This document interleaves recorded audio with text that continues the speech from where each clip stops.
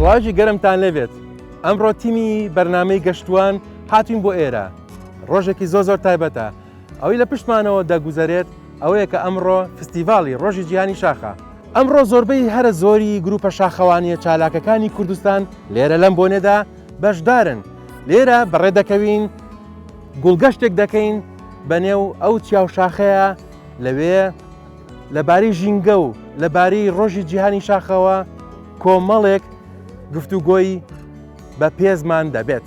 فەرمونون لەگەڵمان بن.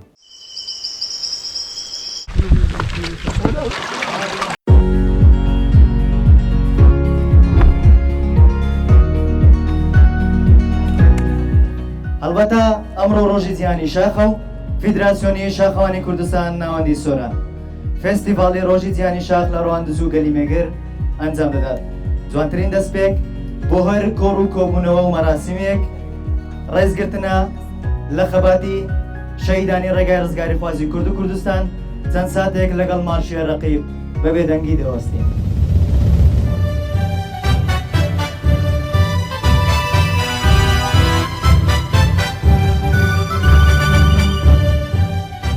لە ساڵانی ڕابردوو جلوبەرگەکان دەبا بە شێوەیەک بان دیار نەبان لەبەر ئەوەی ئەو شاخانەی لە هەرێمی کوردستاندا هەن شوێنی هێرشکردنی دوژمنان بووە، شوێنی بەرگریکردنی ئێمە بووە. بۆیە من لەو ڕۆژەوە هیوای ئەوە دەخوازم کە ئێمە تەنها و تەنها بە جلکی ڕەنگاوڕەنگ سەردانی ئەو شاخانە بکەین.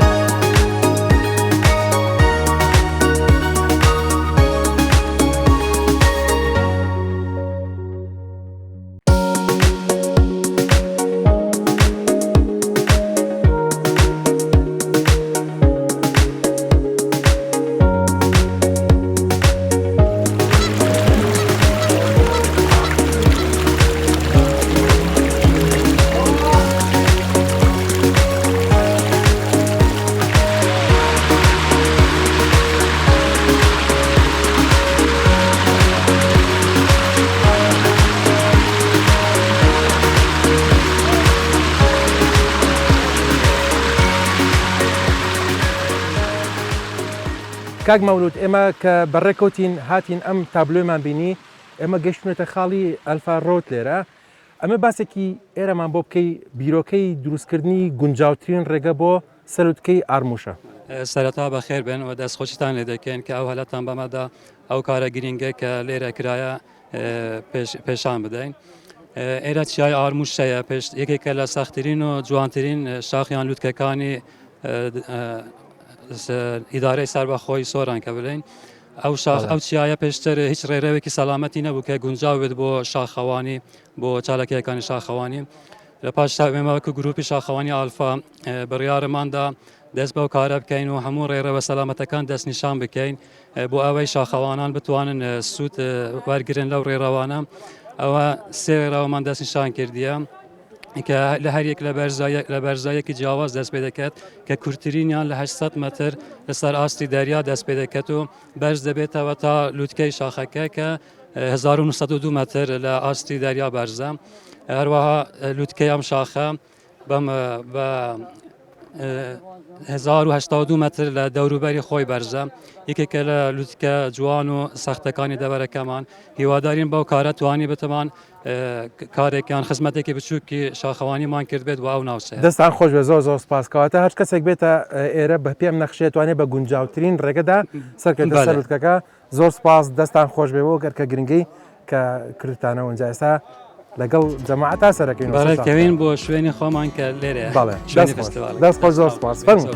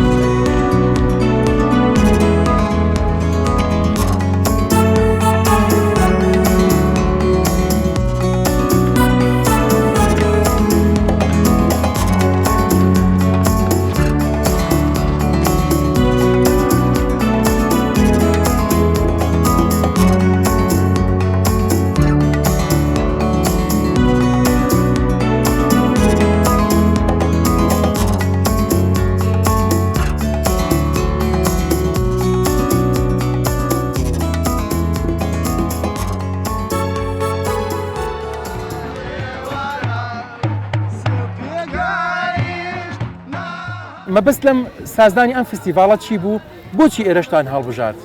زۆر بەخێر بێن سەرچاو ئەوەی ڕاستی بیت ئەمڕۆ ئاگادارن کە ڕۆژی شاخە ڕۆژی جیهانی شاخە و ئێمەش وەکو ناوەندی سۆرانی فیدراسیۆنی شاخەوانی کوردستان ئەو ساڵ ویستمان کە فستیڤالەکە بخەینە ئەستۆی خۆمان و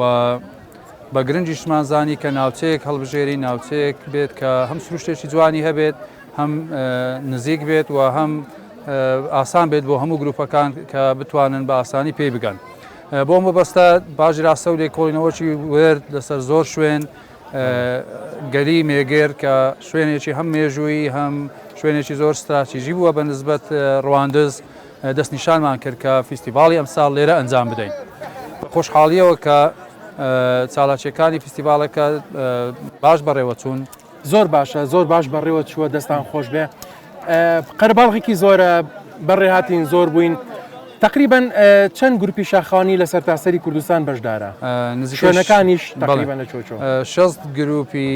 شاخەوانی لە ناوچە جیاجیەکانی کوردستانەوە بەشدار بوون لە سلێمانی لە قەڵاتجێ لە ڕانیە لە کۆیە لە هەولێر لە شەقڵاوە لە دهۆک ئیدی سەرتاسەری کوردستان هاتوون نزیکەی 450 کەس دەبن 450 ئەندامی بەشداربووی فستیڤالەکە دەبن بە هەمویان. باشە لە قەرەباڵغێکی وایە کە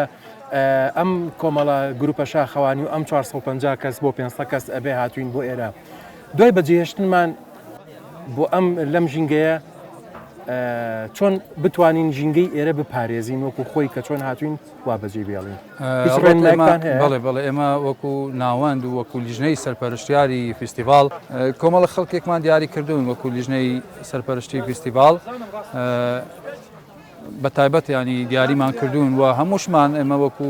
ئەندامانی گروپەکانی سەر بە ناوەندی فیدراسیۆن ناوەندی سۆرانی فیدراسیۆن هەڵدەستین بە چاودێریکردن و پاراستنی ژینگەی ئێرە. هەرچەند پێم وایە کە شاخەوانەکان لە هەر شوێنێک بن و هەر گروپێک بێت لە هەر شوێنێک بێت ژینگەی ناوچەکە پیس ناکاتن چوین بە دوای بابرین گەشتی شاخەکانمان کردووە لەوێ ئێمە خۆمان لە هەر شاخێک چوبین پاشماوەی خەڵکی دیکەشمان کۆ کردوتەوە و دەستگا خۆمان گەڕاندۆمانێتەوە بۆ شوێنی تایبەتی پاشماوە زەبق. لێگر lekir baranı lekir Lekir lekir baranı lekir Kani rubar teşiyav lekir Kani rubar teşiyav lekir Xemla gundi medisa dest bekir Xemla gundi medisa dest bekir Keçu xurti medilan dest bekir Keçu xurti medilan dest bekir Dora gundi men Bağu bustane Dora gundi meledine Bağu bustane Babı tezerye çibe vicdanı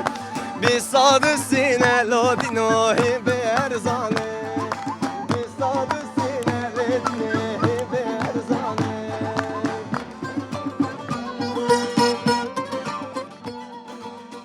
کاک هەڵگورجان ئەمڕۆی کە بینیم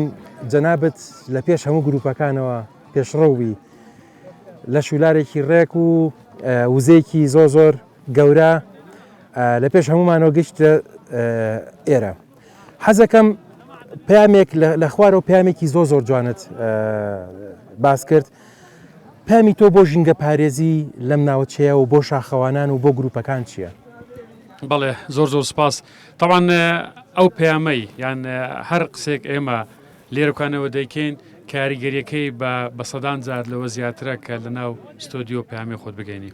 ئێمە ئەمڕۆ بەشداریکردمان لەگەڵ ئەو گروپە شاخەوانیانی کە ئێستا لە ئیدارەی سربەخۆی سۆران ئەم چالاکیان نواندووە دەلالەت لەوەیە کە ئێمە پاڵپشت و هاوکاری وەرزشوانان و شاخەوانانی کوردستانین ئەوەی ئەمڕۆکەش پەیامەکەم گەیان بابەتی ژینگە پارێزیە من ئەمڕۆ کە بابەتی ژینگە پارێزیم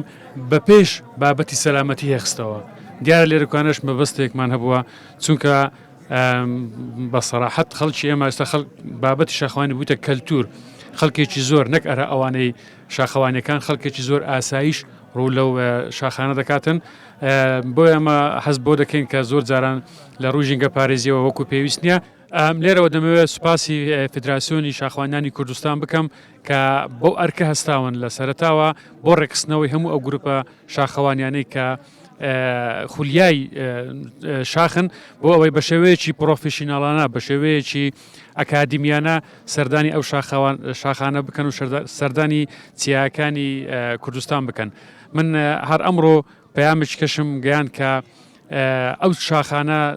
لە چەند ساڵانی ڕابردوو شوێنی شەڕ و هێرشەکانی دوژمن بووینە ئەو ڕەنگە دائیمەن ئەو جلوبەرگانە کە بەکار هاتوون لە شاخەکانە جلوبەرجی خاچی بووینە و ئێستا بە جلوبەرجی ڕەنگاڕەنگ ئێمە سەردانی ئەم ناوچانە دەکەین کە ئەوە جێگای خۆشحاڵیە زۆر سپاس کاک ئەحمەد جەنابەت وەکو نوێنەرێکی حکوومەت لەم ناوچەیە وەکو ئەبینین ئێستا ئەو پرسیاری کامۆکۆی بێسابینین کەوی لێە لەگەڵ ئەم نەمامەی درەختانە کە ئەمانوێت لێرە دیارە هەر ئەمانوێت کەوەکان بەرڵا بکەین بچێتەوە ناو سروشتی خۆی هەر ئەمانوێت ئەم نەمامانەش لێرە بچێنین تا چەندێک گرنگیتان داوە بە سروشتی ئەم ناوچێ لە ڕووی ژینگەیی و لە ڕووی نەمام و درەخت و ئەو ئاژەڵ و پەلەوەڕە کێویانی کە لەم ناوچەیە هەن لە دەستی داربڕ و لە دەستی ڕاوچی چۆن ئەیان پارێزن دیارە سەرەتا دەمەوێت سوپاسی ڕێکخەرانی فیستیڤاڵی ئەو ڕۆکە لە ڕەواندز پێشوازی لێکرا دیارە ئەمە ئەنجامدانی ئەو جۆرە چالاکیانە زیاتر بە مەبەستی پاراستنی ژینگەیە زۆربوونی چالاکیەکان ئێمە لەگەر زۆربوونی چالاکی هەم ئیگەشتیاری هەم ئیشاخەوانی بەڵام لە هەمان کاتیشدا پاراستنی ژینگە لای ئێمە زۆر گرنگە پاراستنی داروبار پاراستنی زیندەوەران بۆیە ئێمە ئەمڕۆ دەمانەوێت پەیامێک بدەینە هاونیشتیمانیان و هاوڵاتیان کە وەک گەشتیار یاخوەک گروپی شاخەوانی سەردانی ئەو دەڤەرە جوان و ڕەنجینە دەکەن ئەویش بە ئازادکردنی چەند کەوێک و وەچاندنی چەند نەمامێک بتوانین ئەو پەیامەی ژینگە دۆستی خۆمان بگەینین بۆ ئەوی بتوانین زیاتر وشیاری لە بواری ژینگە پارێزی و خزمەتکردنی ژینگە کە ئەو ژینگە جوانێک کە هەمانەوەک خۆی بمێنێتەوە. دەست خۆش زۆر سپاس. مامۆستا چەندێک گرنگی دراوە بە ژینگە و ژینگە پارێزی ئەزانم لە منهەجی دیراسە و پەروەردە و ئەمانانیە بەڵام بەدەر لە منهەجی دراسی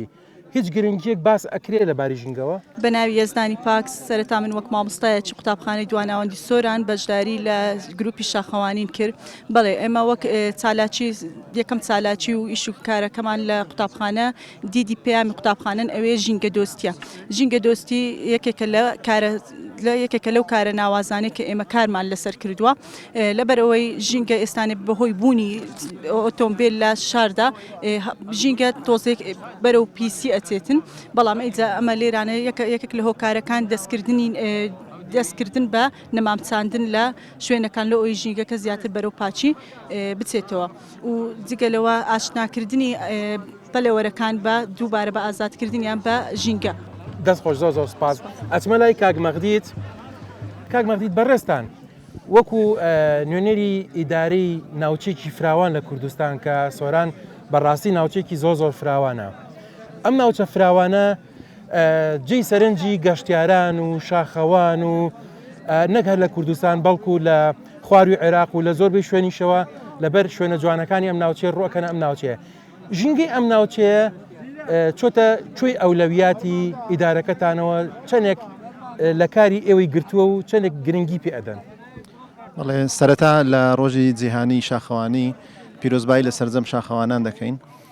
طبعا ناوچەی سۆران ناوچەیەکی بەرفراوانی گەشتیاری وەک جەنابەت ئاماژەت پێکرد و چەندین شوێنی گەشتیاری لە سنووری قەزای سۆرانن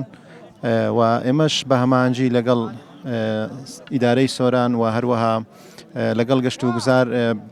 پلاندانراوە بۆ ئەوەی کەوا زیاتر پەرە بە کەرتی گەشت و گوزاری بدرێتن کە کەرتی گەشت و گوزاریش خۆی لە خۆیدا پاراستنی ژینگەش یەکە لە ئەولەویاتی کارەکانی گەشت و گوزار چونکە ناوچەی سۆران ناوچەیەکی گەشت و گوزاری سروشتی لەیە زۆربەی شوێنەکانی سەرنجڕاکێشن بۆ خۆی لە سروشدا ناوچەیەکی جوان و سەرنجڕاکێشە و پێویستە وا بکەینکەوە ئەو ناوچەیە بە جوانی خۆی بمێنێتەوە لە هەمان کاتدا پرۆژەی گرنگی گەشتیاریشی لێ ئەنجام بدرێتن کە ئێستا لە ڕێگای سەرپەرشتیاری ئیدارەی سۆرانەوە چەندین بەرنامە و پلان هەیە بۆ ئەوەی کەوا لە ناوچەی حەسەنبەگ و لە شوێنەکانی تر کە سەرنجڕاکێش و بەرچاون و گەشتیاران بتوانن سوودی لێوەربگرن و چێژ لە جوانی و سروشتی کوردستان ببینن لە سنووری ناوچەکەماندا پلان بەرنمەیەکی تۆکمە و کارایە و هەروە کاری زۆریشمان لەسەری کردووە بە تەکیدیش ژینگە وەک باسمان کرد یەکە لە ئەولەویاتەکان چونکە کوردستان بە ژینگەکەیەوە بەناوبانگ و جوانە و پاراستنی ژینگەش ئەرچی هەمومانە بە تایبەت شاخەوانە نیشکەڕوو لە ناوچە گەشتیاریەکان و شاخەویەکان دەکەن. دەستخۆش زۆر سپاس. ئەچمە لای سەرۆکی گروپی شاخەوانی بێلا کە هەمان لە کۆمەڵێک ئافرەتی چالاکوان و شاخەوان پێک هاتوون ئەمە لە بەڕێزت بپرسم دایمەن ئەڵێن ئافرەت ژینگە پارێزترەوەک لە پیاو ئێوە کێنە ناو شاخ ئەو کەلوپەلانی کە لە شاخە فڕیراوە هەست دەکەن جێدەستی پیاوە زیاتریا جێدەستی ئافرەتەکەوە پیس و پۆخلی لە ناو شاخ و شوێنە سروشتەکانە بڵاوی پێکرێ. من زۆر سپاسی واکەم کە ئێوە لێرە ئامادە بن سپاسدانەکەم. ئێمە وەکو گروپی شاخەوانی بێلا لە لای ئێمە و سزادرنەوانێک کە ژینگەش پیسەکەن. وەڵاندێک جارە من شوێنەواری پیاوان پاکەکەینەوە ئەو جە نازانم بەڵام لێرە هەماهەنگیمان ئەگەر پیا و ئافرەت کێشەمان نیە میم ئەوەیە ژینگەکەی خۆمان بە خاوێن بپارێزین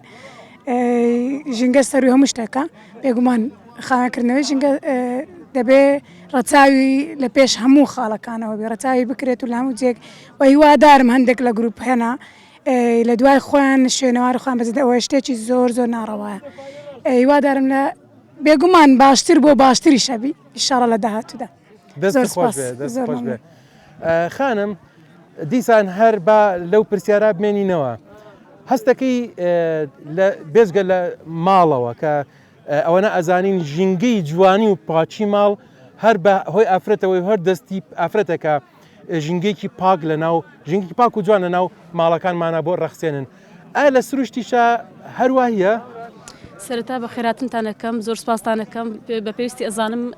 من وەکو مامۆستایەکی قوتابخانەی یەکێک لە قوتابخانەکانە ڕواندز بەشداریم کردیا سەرەتا بە پێویستی ئەزانم کە زۆر سپاسی ڕێخەرانی ئەو فستیڤالە بکەم و زۆر سپاسی ئامادەبووان بە تایبەتی قایمقام و سەرپەرشتیار ئیدارەی سۆران زۆر زۆر بەخێر بن سەرچاوان یعنی ئەوە هەندێرێکە لۆمە زیاتر کە بەشداری لەو زۆرە فستیڤالانە بکەین بەڕاستی پێویستە لەو بەتایبەتی لەو بارودۆخی ئێستانێکە چونکە ژینگە زۆر زۆر پیس بۆ ئەوانە پێویستە زیاتر گرنگی بە ژینگە بدرێت لە هەموو ڕوویەکەوە لە ڕووی پاک و خاوێنیەوە لە ڕووی چاندنی دار و درەختەوە لە ڕووی ئاژەڵەوە لە هەموو ڕوویەکەەوە پێویستە گرنجێکی زۆری پێ بدرێت و لەو بارەشەوە پێویستە پیاوانش بە هەمان شێوە هاوکار بن یعنی وەکو ئەوەی کە تو پرسیاری ئەەکەی لە ماڵەوە زیاتر ئافرەت بەرپرسە لە پاک و خاوێنی ماڵەوە ئەوانە هەم دەبی پیاویش بە هەمان شێوە ئەو ئەرکەی لەسەر شانە و بەرپرسیشە لەو ڕۆ پێویستە بە هەردوو لایەن هاوکاری یەکتری بن و لەو بارەوە بە هەموو لایەک ژینگەکە بپارێزین زۆر جوان بوو دەست خۆش بێ یەمەوە لای کاک هەڵگورت مایکەکەمان بنێ کاک هەڵگورت حەزەکەم دوا پەیامی ئەم دیبەیتەمان لای جەنابتەوە بێت دوا پەیامت چییە بۆ گروپە شاخەوانەکان بۆ گەشتیار بۆ خەڵکی ئاسایی کێنە ناو ژینگە و کێنە ناو ئەم سروشتە جوانەوە بەڕاستی ئەوەی ئەمڕۆکە سەرنج ڕاکێشام چەند خاڵێک یەک لەوانە ڕێژەی ئافرەت لە ناو گروپە شاخەوانەکان کە بەڕاستیەوە جێگای دڵخۆشیە ڕێژەی ئافرەت زۆرە ئەوەی کە جەنابەت باسی دەکەی پەیامی من بۆ گروپە شاخەوانیەکان نەک هەر بۆ خۆیان وەکو گروپی شاخەوانی وەکو بۆ هاوڵاتی ئاسایی ببنە ڕێنیشاندەری وانە بە شێوەیەک لە شێوەکان هەوڵ بدەن هەموو ئەوانەی کە خولیای شاخن لە ناو گروپەکان جیان بکەنەوە بۆ ئەوەی ئەو بتوانن لە ڕێگای ئەو ڕێگە ئەکادیمیکە هیانە ژینگەی کوردستان بپارێزن و هەموو هاوکار و پاڵپشتێک ئەم گروپانە دەکەن. ئەو چ زەمانە بابێ تەزەریێ چ بێ وجدانە بیساد سینە لۆمەر هێم بێ هەرزانە بیساد سینە لێ دینێ هێم بێ هەرزانە ئەو چ دەورە لۆ ئەو چ زەمانە بابێ تەزەریێ چ بێ وجدانە بیساد سینە لێ دینێ هێم بێ هەرزانە بیساد سینە لێ دینێ هێم بێ هەرزانە